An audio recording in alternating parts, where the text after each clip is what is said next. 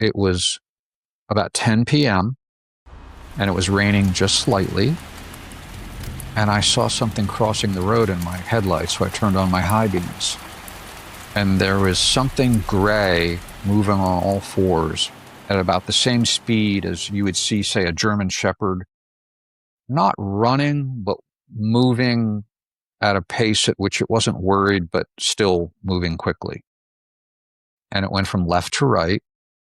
And I got within about 75 feet of it with my high beams on. And I saw it very clearly. So I Googled it because I knew what it was. This was later I Googled it. And it was a cryptid crawler. And it was very surreal because I felt it wasn't quite in my dimension. Like it just didn't, it either didn't care about me or didn't know I was there. And then it went at sort of a medium pace up this very steep slope full of weeds, like 4-foot high weeds that were soaking wet. Weeds didn't move.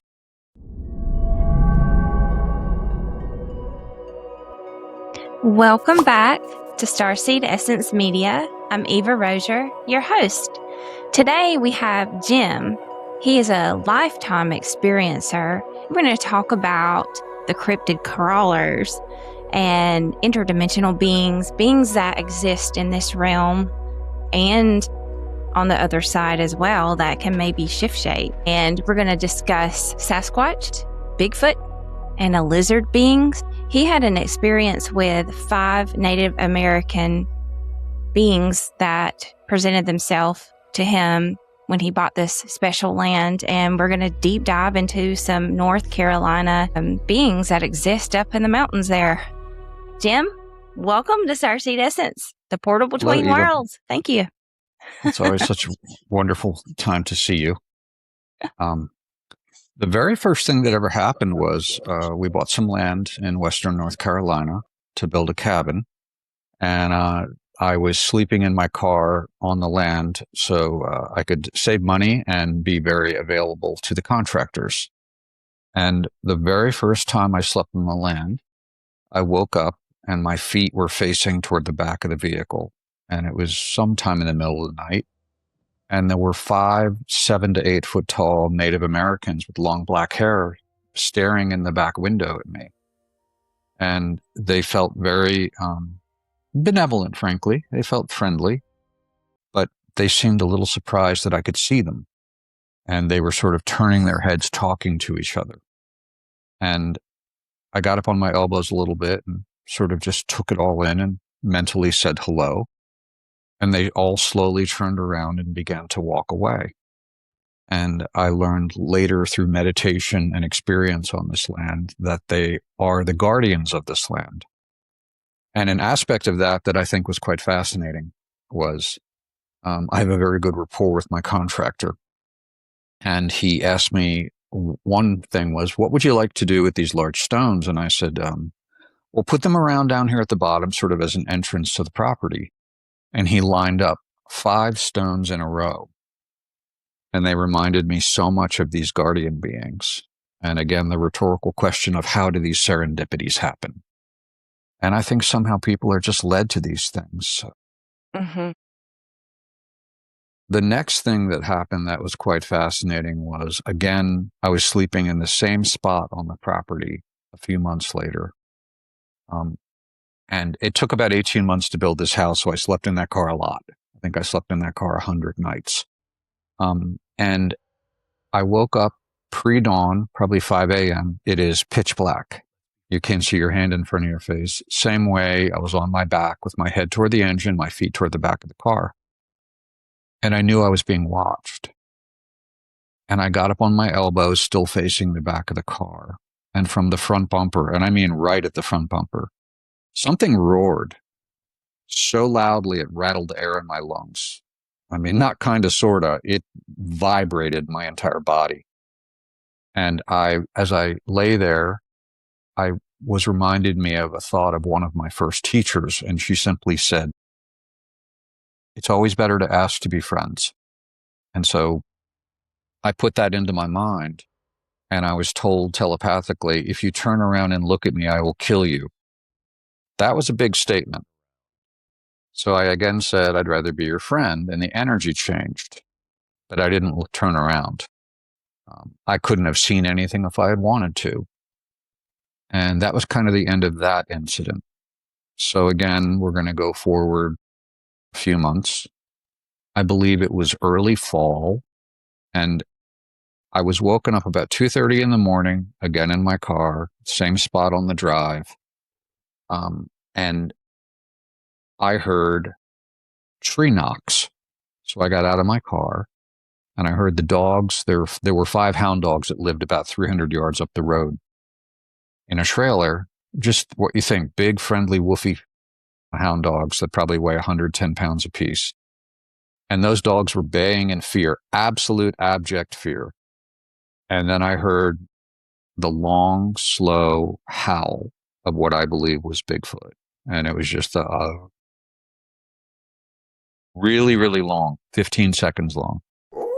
I know it's hard for the microphone to pick that sound up. It does.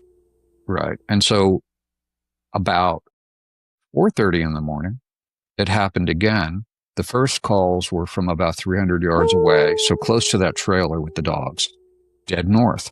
The next set of calls were northeast at a greater range, perhaps 500 yards. And exactly the same sound, classic tree knocks, classic howl. Very, very interesting. Never thought I'd hear anything like that in my life. So come summer and the house is done, and I'm sleeping upstairs and I have the windows open. It's not terribly warm in the mountains, even in July. And I heard a coyote right behind the house. Now, the elevation behind the house rapidly goes upward. You have to hold on to the trees to climb. So that elevation is about the second story window height. And I heard this coyote absolutely sounding like a dog that is cowering in fear, immediate fear, just the high-pitched whine. And then I heard a sound that if you took an old school phone book and slapped it on a granite countertop, and that crying stopped. Something killed that coyote. I don't know what. Was it a Bigfoot that was feeding on it? I don't know. Yeah. What else would do something like that? I don't know. So this is not to set up any kind of fear about these beings. I believe that they simply exist like the rest of us. So there were other things concerning Bigfoot that were quite fascinating. So I had 2 friends over. They were both PhD candidates, probably about 40, very reasonable people with very normal daytime jobs. And what we're doing is we're moving rare plants around the property so that they don't get bulldozed. And they're going to move these rare plants to their property on Black Mountain. So we're on the road, and this gravel road, which is a dead-end private road, it just looks like a driveway. And at a range of 100 feet, broad daylight, clear weather, I just simply said, "Look, there's Bigfoot." And those are not the words I ever expected to hear in my whole life. I mean, ever since I was a little kid, I was a big fan of the Patterson film. They actually showed that in movie theaters when I was little, when I was 4 or 5 years old. It was brand new then. So this being, this Bigfoot, was roughly 9 feet tall. It had black sable hair. The hair was anywhere from 4 to 6 inches long. And it was carrying a piece of wood. And it halted on the road and absolutely halted for about a half full second and made eye contact with us. And it was sort of glowering at us. It was not pleased. But we were being destructive to its land because no matter what, the county says you have to put in a half acre of this and that or you don't get a house. Which is upsetting to me too, because I deeply respect the land. So this being drops the piece of wood it's carrying. And this is where it gets even stranger. The being had a halo, like it was glowing, and it was slightly out of focus. Which, I mean, as we all joke, Bigfoot pictures are always blurry. Mm-hmm. I'm looking at this being with my bare eyes and it's blurry. And now this is the part that is just crazy. It walked off the edge of the road, and there's a 75-degree downslope to the creek. a 30-foot waterfall, everything. And it just walked off that road like Bugs Bunny in a cartoon, just this way. And it didn't fall. There's nothing under it. It didn't go down the slope to the creek.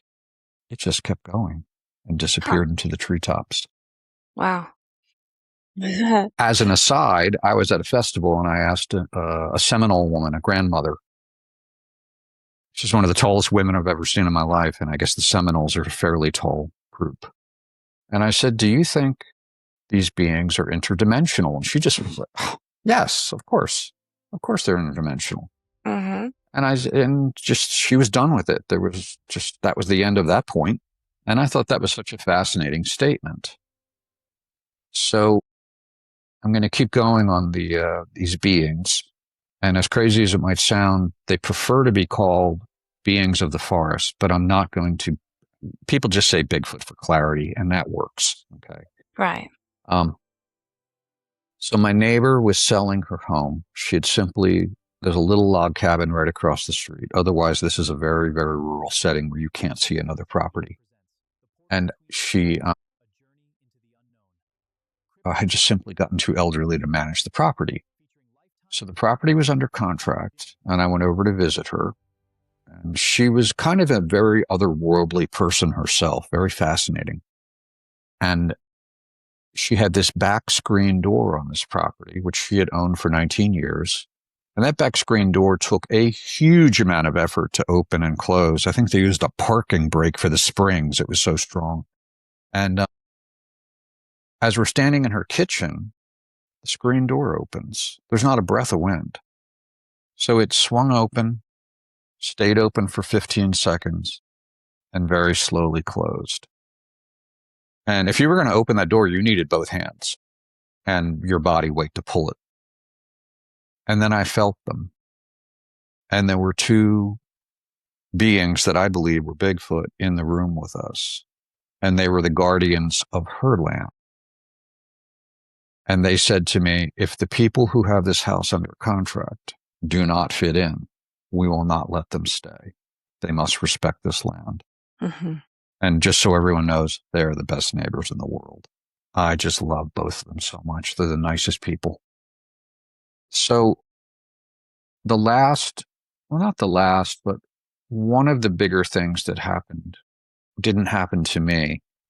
I had a man deliver propane, and he just looked like a classic mountain man with the big beard and the big shoulders, and he just was solid muscle and huge biceps. And he had a Bigfoot tattoo. So we started to chat. And he said, my land is about a mile from your land. And he said one day he was out playing with his wife and their two small children in the backyard. Now, this part of Western North Carolina is very, very up and down, up and down. And he said he heard growling and vocalizations and trees being shaken about 100 feet uphill of his property. So his wife was so afraid, she ran in the house with the kids. And he crawled up there and went to look. And he found a 6 to 8 inch diameter tree pulled out of the ground and placed neatly next to it. And that had just happened. The hole was fresh. An 8 inch diameter tree here is probably going to be pushing 40 feet. How did something do that? I don't know. I just don't know. Yeah. That is wild. These beings you think they go through a portal that's there on your land? Like a portal that connects with. Western North Carolina is full of portals. There are so many portals here. It's not uncommon for Japanese tourists to travel here and have portal tours. I have several friends that can actually see them. I can sense them if I'm told there's one. Like if somebody goes, there's one right there, then I can begin to feel it, but I don't have that gift. I suspect you do, which is why it'll be interesting to do an on-site interview here with you. Yeah. Yeah. So go ahead.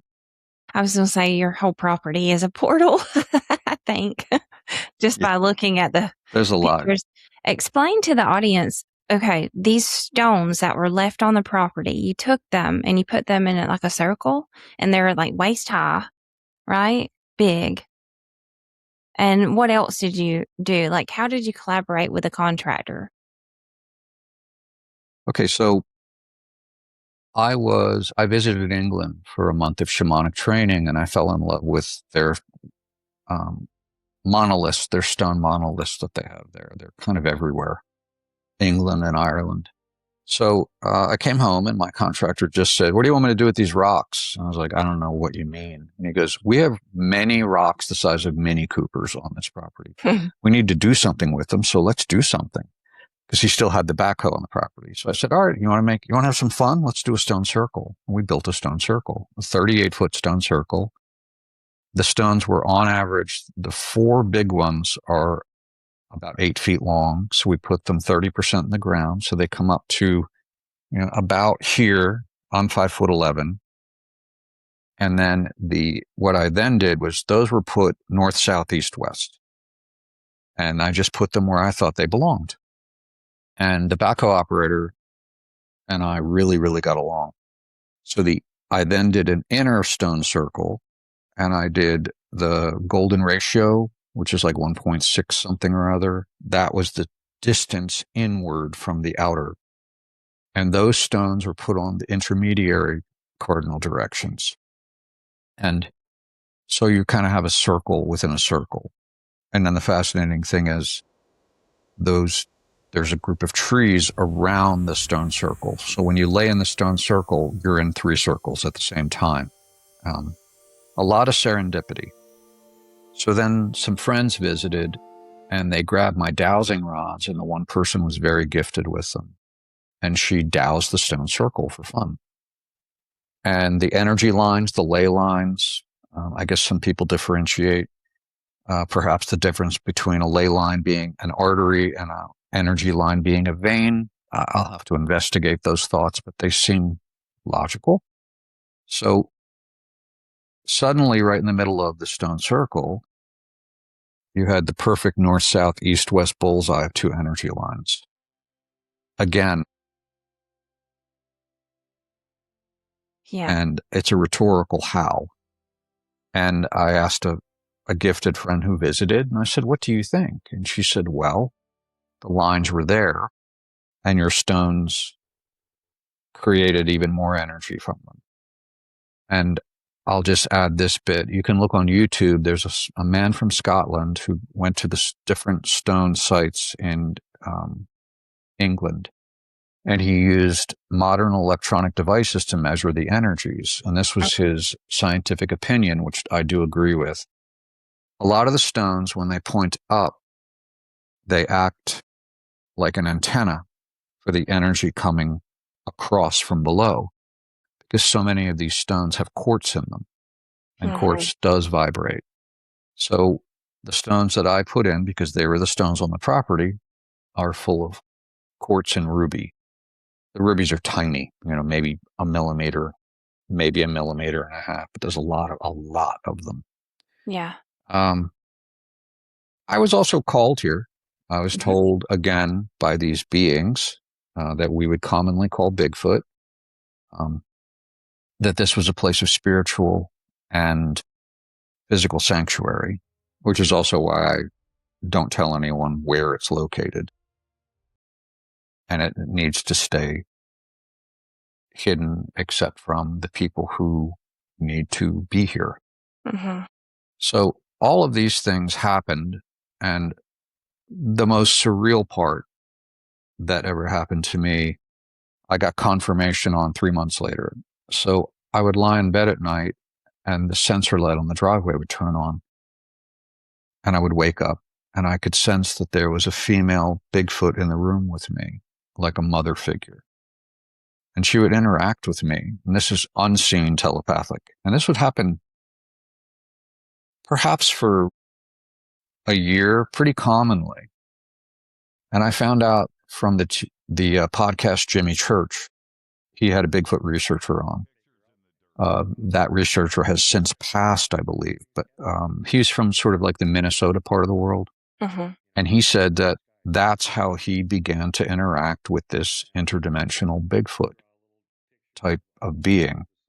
They would come into his office and touch him and get his attention. And that's what would happen to me. I found out about that about 3 months after it happened to me. Again, how? I don't know. Yeah. But it's very fascinating. That is most of the interactions I have with Bigfoot. Occasionally, they will stop me and say, be mindful. When you change things, destruction occurs. Yeah. And that can be as small as weeding or as big as a backhoe. But you can create. Just be mindful of what it takes to create, because very little creation is done without some form of destruction. And that's something I'm still getting used to and comfortable with. I just want everyone to be well. Do you think they're guardians of that portal that is there on your land? They just said yes, very much so. Now, you told me you had a group of people there last year, like 21 people or so. And did people see Bigfoot in a group? Like a group? There was like 5 together or something? I forgot about that incident. Yeah, so that was fascinating. So I had friends over, and we had what we call a little purple picnic table we all sit at and hang out. And it was getting to be dusk. And these are 3 friends who were like us. And as you know, when you get a group of us together, the synergy of that energy really is amped up. So I call it a potluck, where each of us has a different skill set, clairaudience, all the clairs. And the one woman simply said, "Do you hear that?" And I hadn't noticed. And it was the most exaggerated fake bird call you ever heard in your whole life. It was almost comical. And I was like, oh man, those have got to be the Bigfoot, the beings of the forest.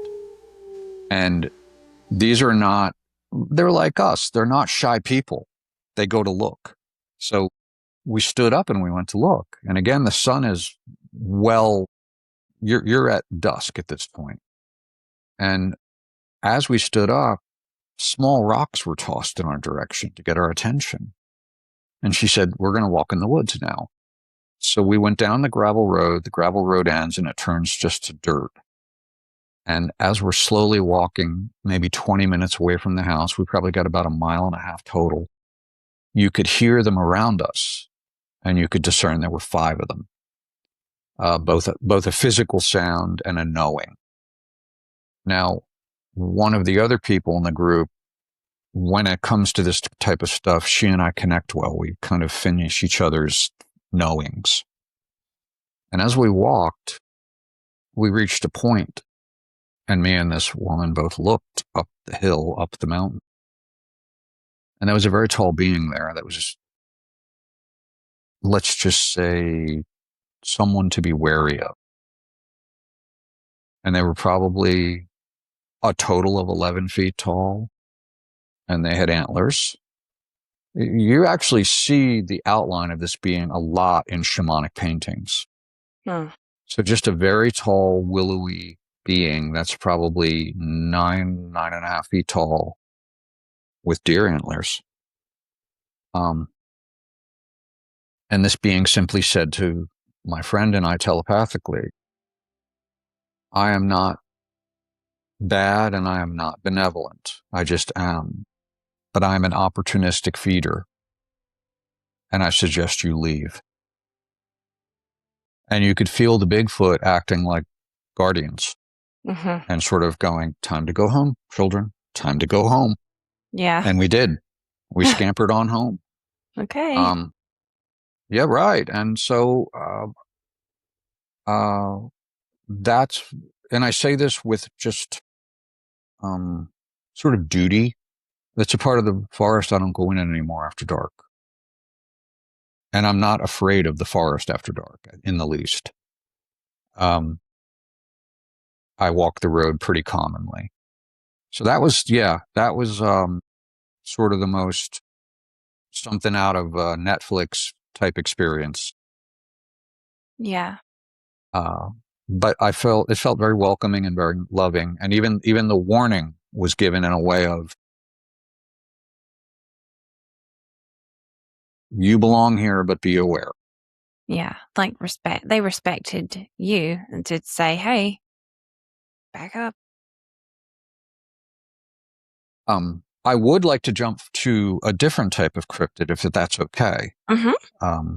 Yeah. So something that happened that was kind of fascinating um, was I was helping a young friend convert her van, kind of doing the dad thing with the tools, and she was telling me what she wanted. And this great big van was parked next to my house here, and I heard giggling in front of the van.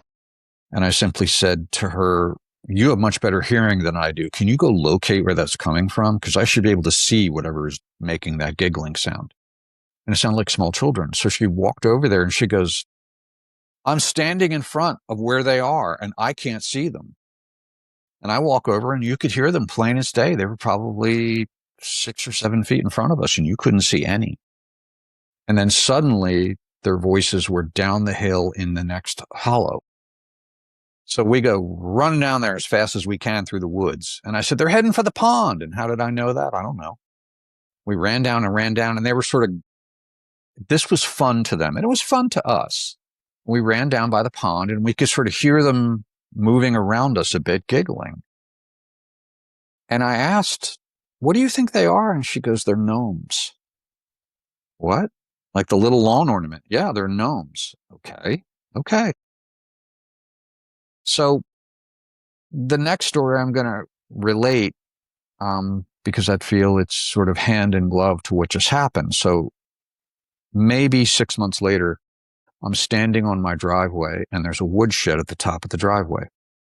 And 6 feet from me, I came out of the house really quickly. And now I'm on the driveway and I saw a little man about 18 inches tall in old fashioned breeches and a dark checked shirt, dark pants. He had dark curly hair, like chestnut hair. And he ran behind the woodshed and then I could still see him. And he turned into a rabbit, like just morphed into a rabbit. Wow. And then ran into the woods. And That- this was 6 feet from me in broad daylight. And also you're outside. You're probably just about to go grab something out of your car. Last thing on your mind, you're not looking for anything. And the Cherokee talk of these beings. Yeah. That reminds me of, like, I just watched Disclosure Day. They had that. You watched it too. They had the beings, like, morph into animals and stuff like that. So maybe that is a part of disclosure. And people think it's like, oh, it's woo-woo, or either what are you smoking, or, what kind of tea are you drinking? But this is like conscious, like, experiences without any of that. This is like people that are, you being a psychic, or, that definition of psychic, however we like to define something, but cracked open. And so you had a near-death experience, and you've had another experience where you were really cracked open. So, for anybody watching, if you think this is because of, psychedelic related, it is not. It is just psychic related. So I had to say that. I was born in Pennsylvania, but I try to adopt good Southern manners, and one of the Southern manners is to have a good expression. Like, it ain't bragging if you done it. And, I agree with that. So having said that, I kind of developed this, and it's not meant to be snarky, but it's said to people who are being snarky. And that is simply, what you think and what I know are two very different things. Because when you can show fairies to 21 people and they all see them, when you have fairies that you show to someone and they fly through them, through their body, when you bring up someone over who says they're part fairy and you kind of just nod, okay, that's your knowing, not mine. And they walk through your yard and they have so many fairies around, they can hardly move. It's crazy. It's fun crazy. It's good crazy. It's real. Yeah. Yeah, you have the fairies too. Explain, what did the fairies look like that are on your property? So the very first time I saw the fairies was we had just bought the property, and I think it was one of the first nights I slept here. And there's these big rocks. A guy had bulldozed a driveway into the bottom, and there was this pile of rocks. And these rocks really were the size of Mini Coopers. In fact, they were so big, my backhoe operator couldn't move them. And I threw a yoga mat on the rock. It was a nice night in October, and I slept outside. That's a good time. And about 2 a.m, there was this trail that came down the hill. And again, this is really steep terrain. And my real estate agent and I, who got along very well, we called it the Magic Trail. And we didn't know why it was magic. It just felt magic. And I believe it's a fairy trail. Uh-huh. So I woke up about 2 a.m. and there were these lights about the size of your pinky nail that didn't turn off. And they were much, much brighter than a firefly. They weren't yellow, green, kind of a Mountain Dew color. They were electric green. And they floated down the hill onesies, twosies, about once every 5 minutes, and disappeared under the rock I was on. What was that about? I'm tired. I went back to sleep. And then it began a little more and a little more. And I would see these fairy lights that would disappear into the gravel driveway, travel under the rock, and make a dome of light. Just if you took a big mixing bowl and turned it upside down, that dome of light would travel above the driveway, and then they would pop back out. How? So I remember kind of beginning to figure out, I talked to a woman from Scotland, and she says, "Oh, you have Sealy Court fairies." And I go, "What's that?" And she goes, "Summer Court." And I go, "Where do they go in the winter?" And she goes, "Back deep into the earth." And I joked and said, "So they don't go to Miami to play cards in the winter?" No, they just disappear into the earth. Wow. And I consider them to be 3 kinds. There are juveniles, who are just what you think. They like to play tricks, they pinch you, they have fun. It's all in good spirits. You have sort of the people who are, say, as in a human way, 30 or 40 years old, and they're very busy doing what they're doing. They don't like to be bothered. Then you have the elders. You better put on your best behavior around. That's all I can tell you. And I remember I had some friends over to watch the fairies. And this woman brought these very interesting homemade lumps of brown sugar and molasses. So they were about the size of the little thing you put on the end of a pool cue to put the blue chalk on. And there's a little square about that big. We put those outside on where I put my fairy offerings. And in 15 minutes, they were gone. And she also brought fulgurite. And fulgurite is where lightning hits soil, usually sand, and it solidifies the sand into a crystal. So that's what fulgurite is. These fairies love fulgurite. So an interesting story there is, in the center of my stone circle, I had gone down there and I had cleaned up any little bits of offerings that were left over. Sometimes when you smudge, there's a little red twine on the smudge and things like that that doesn't burn. So I really had cleaned the place up very, very meticulously. About 2 hours later, I went back down to the stone circle to do something. And right in the center of the stone circle, on the stone on which I stand, is one of those inexpensive little aluminum medals that you can buy in a trinket shop, like a woo-woo store. Mm-hmm. And it had a fairy on it. And it was right in the middle of the stone circle. And there's no one on this property but me. No one. How did that happen? So I took that little medallion with a fairy on it, and I brought it in the house, and I took a piece of fulgurite, and I sort of put it all together, and I hung it in the window, and I sort of consecrated it as a fairy portal for those fairies with a good heart. Aww. And they can come and go as they please. And they do. They come into the bedroom at night. Not every night, not even often. But when they do, you know they're there. Because they come up through the floorboard as a little green light. One of the more interesting stories was my daughter and my wife were visiting. And that night I took my daughter behind the house, and it's pitch dark. It's 10 p.m. And we sat on this locust log, and I had my Native American flute with me. And I said, "Do you see anything?" She goes, "No." Now, I didn't front load her with data. She didn't know what I was trying to do. And I said, "I'm going to play my flute, and I want you to tell me what you see." I probably played for 3 seconds, And out of the forest, about 40 feet away, 4 dozen of these fairy lights rose up and came at us like linebackers, full speed tilt.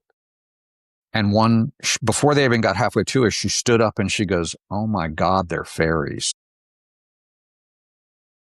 That is so funny. And these were not lights in the distance. One flew through her side, It's almost and like one landed on my Tiva. that is wild. Like whenever people tell stories, I get visuals in my brain. You know that about me.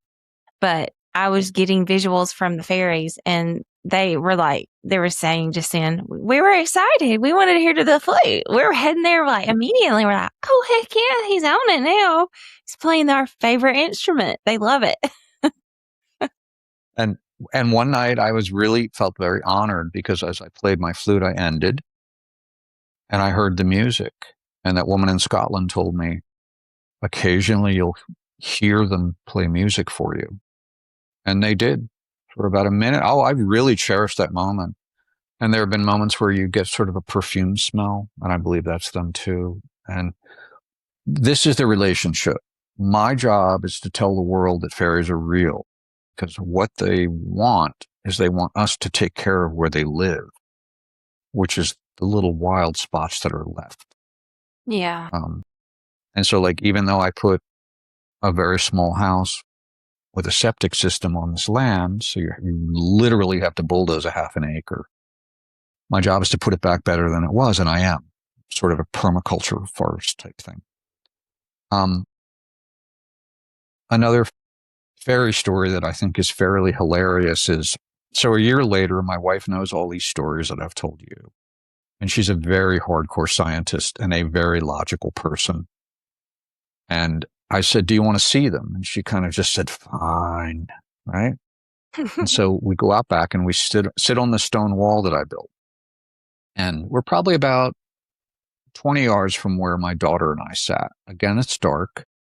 And as we sat on the stone wall, on a branch right above our heads, maybe 20 feet in the air, an owl hooted 3 times. 3 times.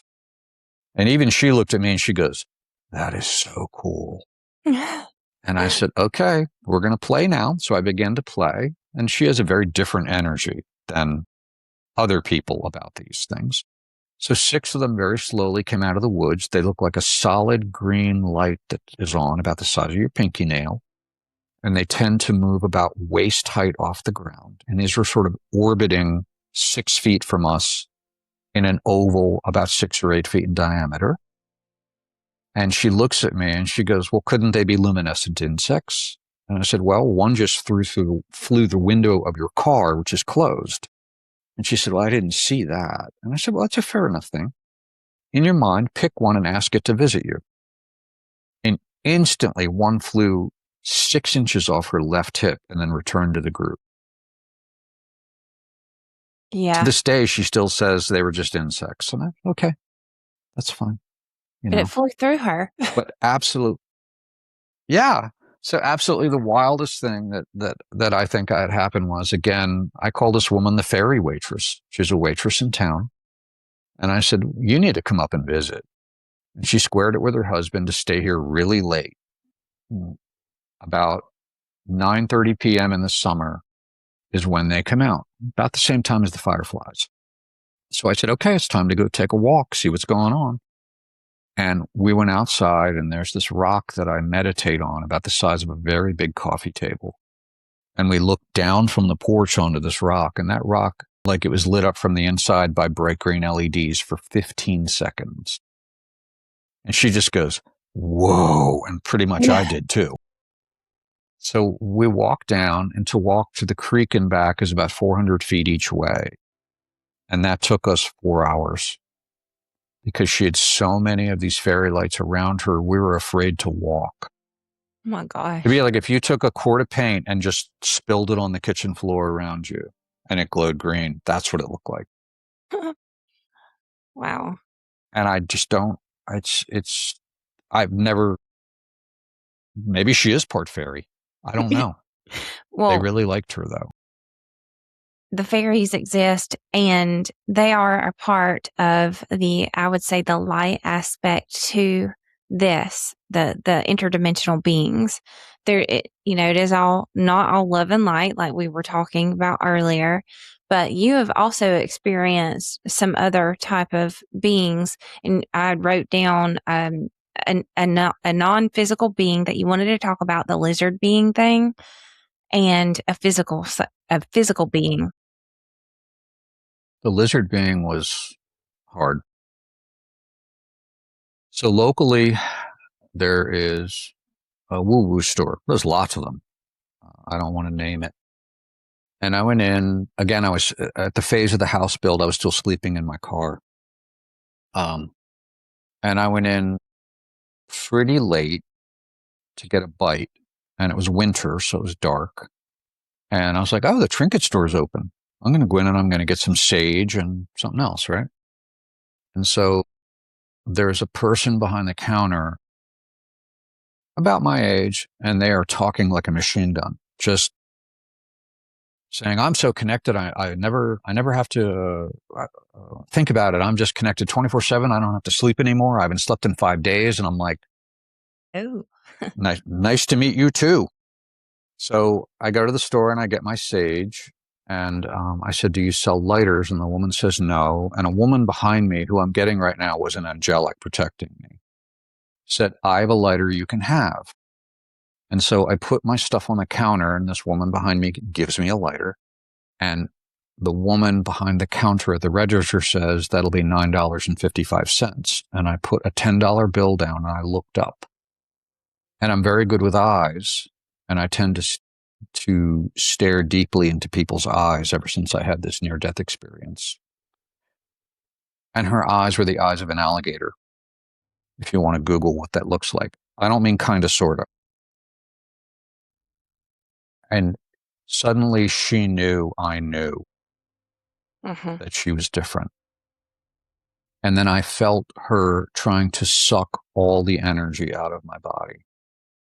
And my non-physical hand, so it was a white spirit hand, went like that and slapped her in the face. My hands were still down at my side. I was still just slack-jawed. And I put my $10 bill down, like I said, and I just ran. I mean, I'm not afraid of much. And I just ran. yeah. And got to my car, and I went back to my land, and I sat in my car burning a white candle that I had rolled in sea salt, all but shaking, till 3 a.m. And then I got mad, and I said, we're done. And I went to sleep, and I woke up at dawn, and I looked in the rearview mirror of my car, and I had a Bride of Frankenstein white shock, 3 inches wide, down my hair. And my hair was so dry I could all but snap it off. And it's never returned to the same color. It's still got these gray highlights. So about a year later, I was talking to a really nice male witch in Salem, Massachusetts, and told him the story. You could tell he was an ancient soul. And he said that your hair is the outer halo of your aura. And that's as deep as she got before you stopped her. But that's why her hair's messed up. And he said, wear it as a crown, as a victory crown. That color, that gray. And I kind of do. But it took close to 4 months for my hair to return. Wow. And get rid of the Bride of Frankenstein. That was unpleasant. Yeah. That is wild. I know. I've seen what you're talking about on other people too. Really? Which opens a lot of doors into, what is that? Like, what is it? Yeah. Yeah. Oh, I've been seeing it I've talked about it finally. I started talking about it a few years ago to other people. I can see that on some people.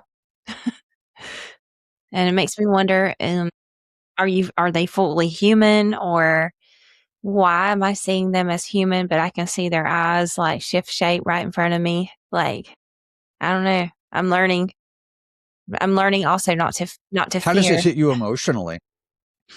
Well, How does it hit you emotionally? yeah, at first I was like you. Like, I was like, oh my God, like, whoa. But then as I started to see it more and more and more, I'm like, I see it, I recognize it. It knows that I know, and I just nod and I kind of just walk away. I just don't really feed into it too much. I just see it and know that, not everything here is black and white.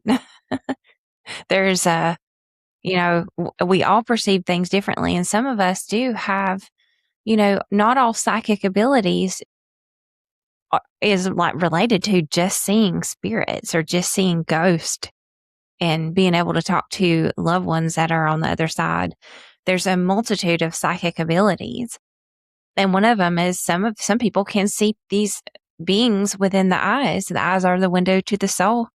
And you can look through and see the pupils shift shape. I also have wondered, because I've seen that slit looking, I've seen a slit that look like alligator, and then I've seen cat eyes being, and that you get a different feel, you get a different vibe. And that feels very loving, like a kitty cat does when you look at cat, their eyes it's like an oval slit, not just straight up and down slit. But I have seen that straight up and down slit, and that's when so I don't know. For me, it was something like, ew, like, get away. I don't want to intertwine in quantum field with your energy. Yeah, it's the eye thing is it's interesting.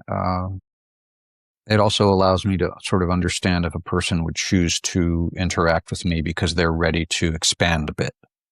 Because it's not my place to try and expand someone who is not Right. almost actively asking. I will also say this. So a friend who used to live up here, she's since moved since Hurricane Helene. She has sort of switched me on to knowing when you pass someone who is a dark worker. And that's not said with anything but just a fact, a neutrality.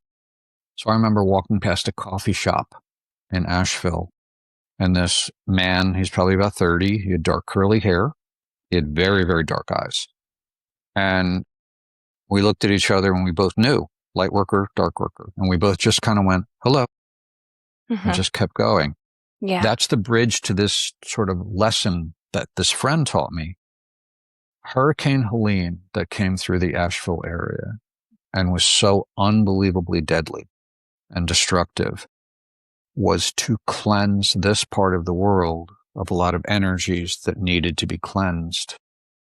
And especially in the Black Mountain Swannanoa area, for some reason, there were a lot of dark energy workers up there. But what were they doing? They were sort of metaphorically picking up the energetic pieces after the storm, because their job was to clean up all that dark energy and do something with it, remove it. So they were doing their job, and you can't have light without dark, and you can't have dark without light. Right. And that's been a huge lesson in my life that a friend has tried to teach. Yeah. But the night before Hurricane Helene, so I ran from the part of the world where I live, and from Helene, and Helene just ran that part of the world over. And as I was coming around the corner, maybe a couple miles from my house, it was about 10 p.m., and it was raining just slightly. And I saw something crossing the road in my headlights, so I turned on my high beams.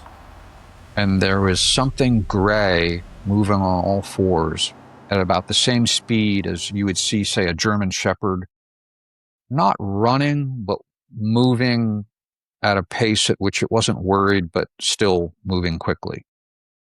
And it went from left to right. And I got within about 75 feet of it with my high beams on. And I saw it very clearly. So I Googled it because I knew what it was. This was later I Googled it. And it was a cryptid crawler. And it was very surreal because I felt it wasn't quite in my dimension. Like Yeah. it either didn't care about me or didn't know I was there. And then it went at sort of a medium pace up this very steep slope full of weeds, like 4-foot high weeds that were soaking wet. Weeds didn't move.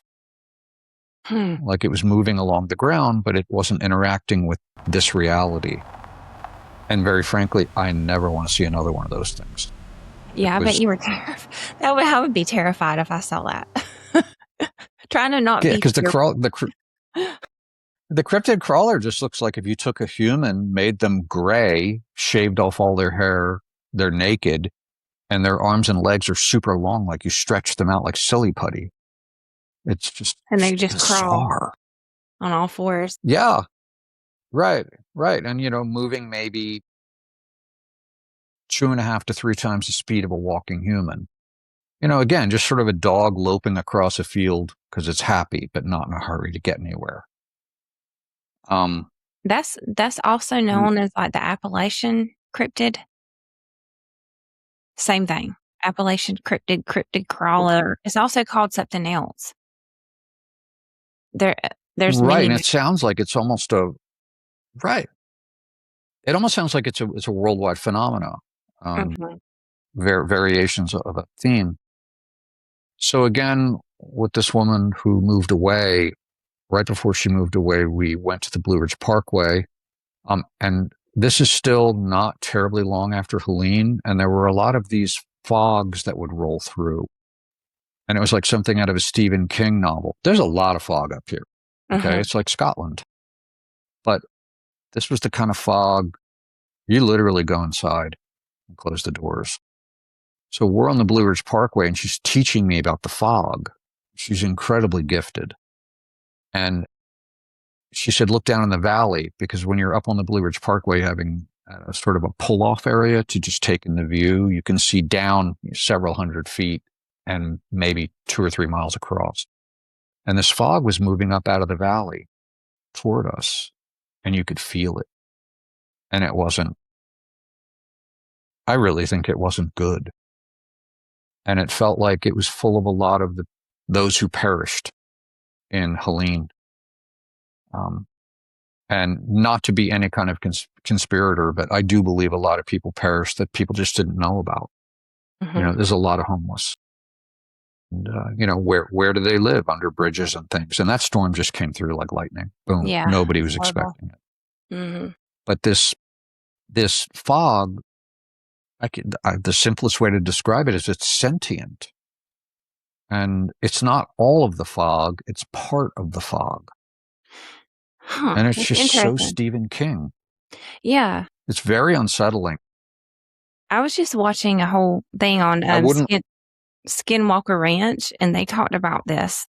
Like just the newest episode of Skinwalker Ranch, they did all these experiments with lasers, and they set lasers up, and they actually put in synthetic fog, and they saw the heat of this building, one of the hot spots there, the heat rise in the building when a portal was opening.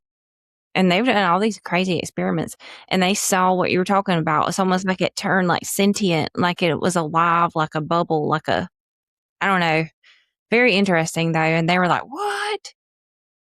I mean, so I think it's the portal opening, the portals that are stargates or whatever you want to call it.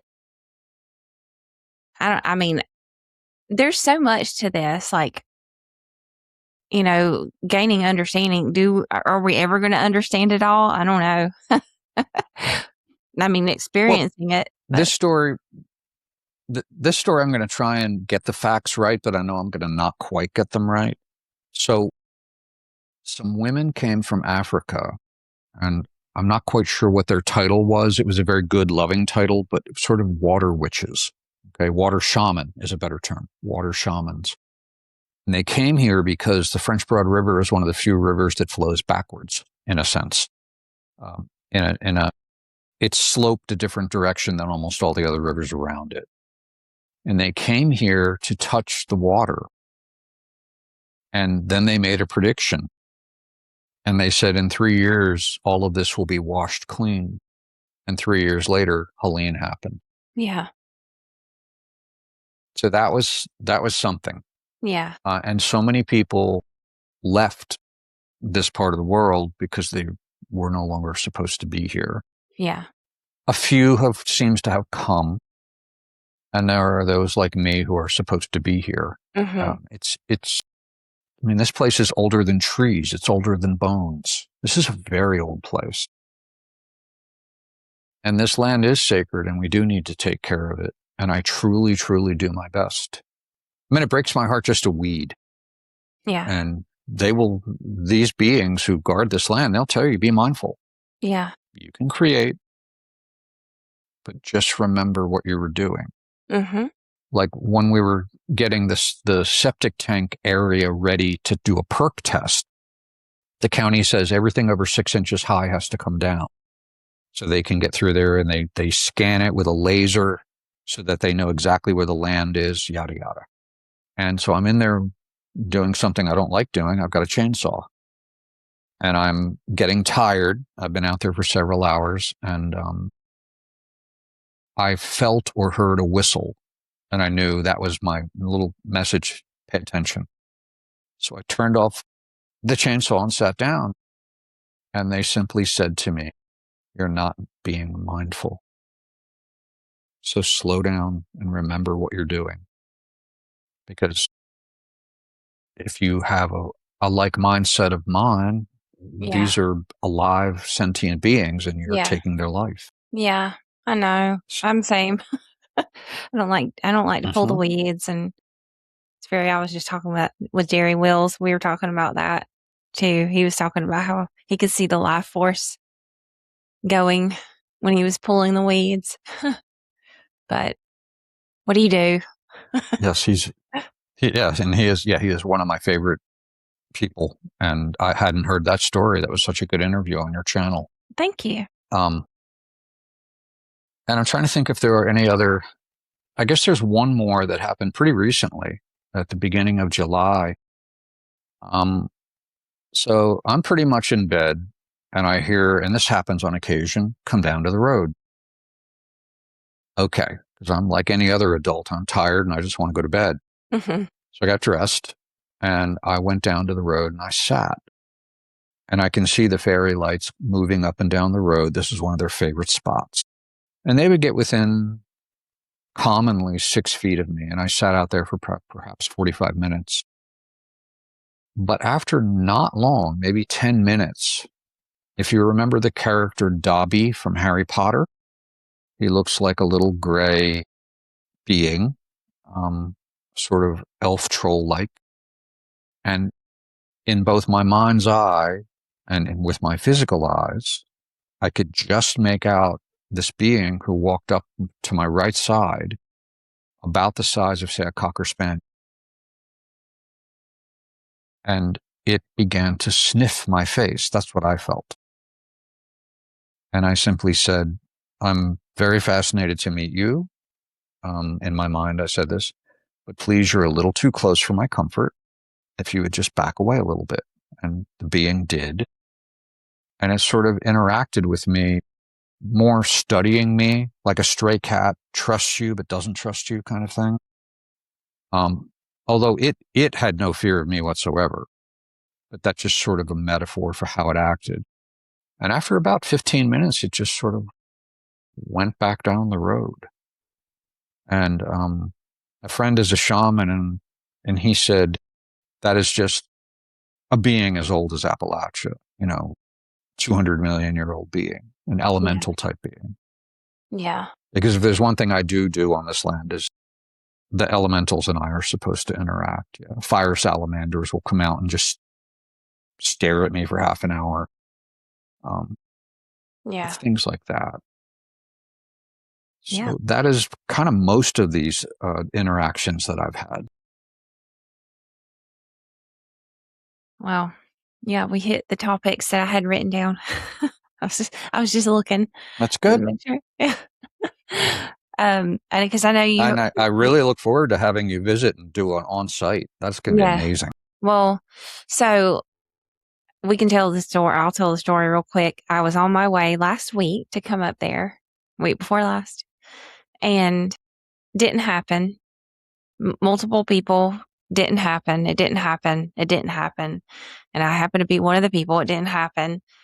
And along my journey, because XYZ happened, an accident basically, and I meet this one lady that takes care of me. And I didn't tell you about this. I forgot to tell you until just now we're talking about it. I looked down on the second day of being there, and she'd been taking care of me, trying to help me fix my car because my car had gotten in a little accident. She's wearing this huge fairy pendant that's gold with a big gold chain and a big fairy pendant. And I said, "Oh, you like the fairies? I was on my way to see the fairies." And she said this was her deceased sister's ashes in the fairy pendant, which I was just shocked by even like, who even wears fairy pendants? No, you'll never see them. And it was she had this, and she had been taking care of me for 2 days. She was the sweetest woman. She was a God sent angel, and she was wearing that big old fairy pendant. I was like, that's very synchronistic there. So it wasn't meant to happen at that time, but it's going to happen soon. Yeah, because I do think the audience would be, without giving out lots of details, I was going to have a fairy party and you were going to sort of document it. And so we're going to just say 8 people were invited and 8 people didn't make it. Yeah. What is the statistical possibility of that? Yeah. And for every reason under the sun. Yeah. To including yours, which was just, very hard. Yeah. Well, it was an experience. But, yeah. And then that obviously that lady was there to remind you it's all good and you weren't supposed to come. Yeah. There was not yet anyway. A timing thing. Yeah, it is not yet. Not right then. Wow. Yeah. Well, it's always so much fun to interact with you. And I'm so glad that you have this wonderful program. And I hope it helps a lot of people. Thank you. And I hope so too. I know people are interested in this, and there are inner earth beings, interdimensional beings that live here. It's not just us. And we are interdimensional as well. We are an interdimensional being as well, but a lot of us don't quite remember that. You got to remember it. But thank you, Jim, for coming on and doing this with me. I know. Thank you so much. It's been a long time coming. And thank you, like, genuinely, for all your support. And I love talking to you. I've told people about Jim, but that has a lot of stories to tell. I love that. I love this is just a little tiny tidbit of it all. This is just a little slice of Jim's story. So there are going to be more to come. This is part 2. We're going to have a part 3 soon. Maybe next month or something. We'll see. And I promise the audience, I've had lunch with Eva and walked on the beach with her, and she's not AI. I promise. Yeah, I'm not AI or fake or in any way. Not at all. And I am a starseed. Yes, very much so. I'm not. Well, I hope you have the best day. Okay. You too. Thank you for coming on, and thank you, audience, for watching. Please don't forget to comment below with your questions. If you've seen a cryptid crawler or Sasquatch or Bigfoot or fairies, just comment and interact and like it and share it. And don't forget to subscribe if you haven't already. Namaste. Bye. Let's see. Bye-bye.